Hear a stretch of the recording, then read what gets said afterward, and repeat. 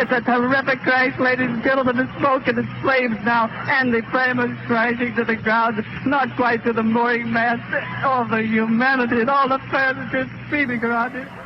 The Hindenburg disaster of 1937 claimed 36 lives and put an end to the dream of passenger travel aboard Zeppelins lifted by hydrogen.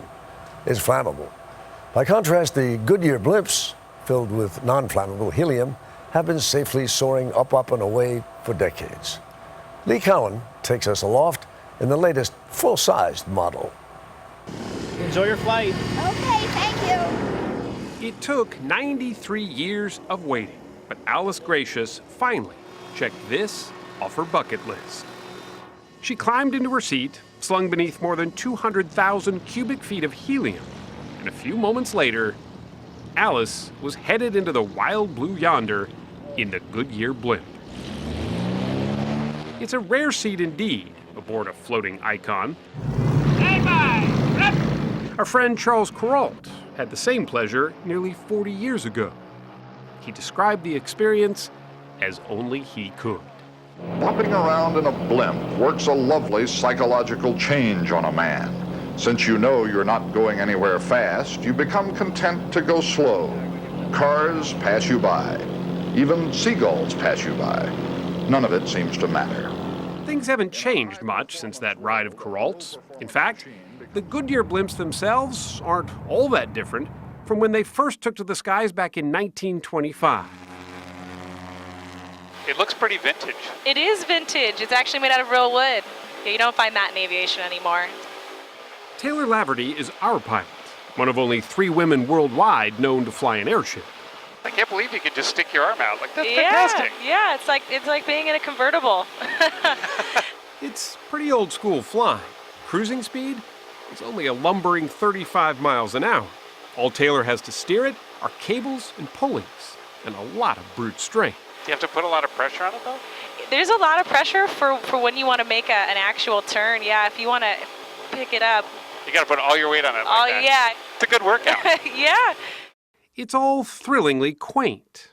But to some at Goodyear, the blimps were starting to become a little too quaint. The time had regretfully come, the company figured, to phase these faithful servants of the air out of service. You grow attached to it. You know, you've done a lot of big events, and it's taken you across the country. And to one day, everyone say, okay, we have to pull the plug. It's heartbreaking. Matt St. John flew the last flight of the Spirit of America this past summer, before she was retired with dignity. That was a tough week for us.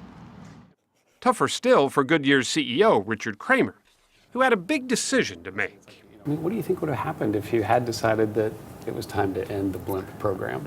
That's something I don't want to find out. It never was going to happen. I think there would have been a revolt to not see the blimp in the skies anymore.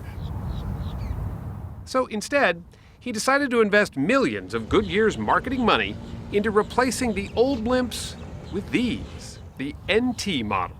It's a new generation of airship, 50 feet longer, about 40 miles an hour faster, capable of cruising at freeway speeds. Its engines can swivel in place, making it far more maneuverable than its older cousins. Inside, a skeleton made of carbon fiber. Technically, that makes these new Goodyear blimps not really blimps at all, but semi-rigid airships. About the only thing that's the same is the helium lifts the thing. Everything else is different. 1 out for ground. Pilot Mike Doherty welcomed us aboard. The updated gondola has room for nearly double the number of passengers, complete with a bay window offering astonishing views.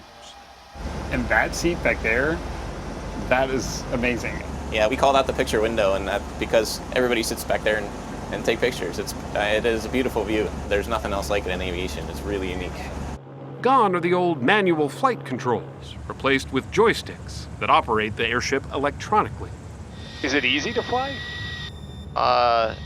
It's different. It's different to fly. Yeah, it's not physically challenging, and once you get the concepts down, then yeah, it's not so bad to fly. Goodyear is building 3 of these new NT models at this massive hangar in Akron, Ohio. Each is being assembled piece by piece from parts sent over from a Zeppelin company in Germany. Although we know Goodyear mainly for its tires, the company has actually been in the blimp business most of its corporate life. So what is all of this? Now, this is our Raiders of the Lost Ark room. Eddie Ogden is Goodyear's airship historian. In here are the remnants of a company so trusted in early aeronautics, it was put under contract to build airships for the U.S. Navy. Amelia Earhart even christened one of them. Its most famous were the USS Akron and the USS Macon, that were as big as ocean liners. They could look over the horizon. There was no radar looking over the horizon. There was no satellites. They were also very valuable for spotting submarines. Passengers, too, soon found airships a luxurious way to cross the Atlantic. It was hailed as the future of air travel. The Hindenburg disaster at Lakehurst, New Jersey in 1937 brought an end to it all. It's a terrific crash, ladies and gentlemen. The smoke and the flames now, and the flame is crashing to the ground, not quite to the mooring mast. All the humanity and all the passengers screaming around it. Eventually, even the military had little use for airships. But Goodyear found a new purpose for its floating billboards as camera platforms. Good Lord, these cameras are huge. They were heavy, too. You had basically a studio camera in the blimp. The first blimp cast was the Rose Parade back in 1955. From then on, Goodyear's aerial TV coverage redefined the way we saw major events, says Goodyear's Scott Bauman. But back then, this was really revolutionary, right? It was incredibly revolutionary, and the technology at the time was being developed as we needed it. You were kind of making it up as you went. We were discovering it as we went, absolutely. Today, Goodyear airships remain the most recognizable eye in the sky above major sporting events, especially college football. Blimp, zoom on a little bit. We were up for 6 hours, hovering above the Miami-Clemson game back in October. A Goodyear blimp will be watching over Clemson again tomorrow night as they take on Alabama for the College Football National Championship. For Chief Pilot Jerry Hissam, it's as good as it gets. Does it ever get a little tedious just going around the stadium over? No, really not. I could go fly for another 8 hours. Could you really? Yeah. It's fun. There's just one of the old models left, the Spirit of Innovation, based near Los Angeles, the one that brought Alice Gracious back to Earth. Her ride wasn't just a bucket list moment, it was also her birthday present. Oh, it was wonderful. Yeah, was it everything you thought it was going to be? It was. What a birthday. What a birthday and what a machine. Old or new, Goodyear's floating ambassadors have both secured and preserved the low and slow style of flying, an intimate, friendly way to get your head up in the clouds.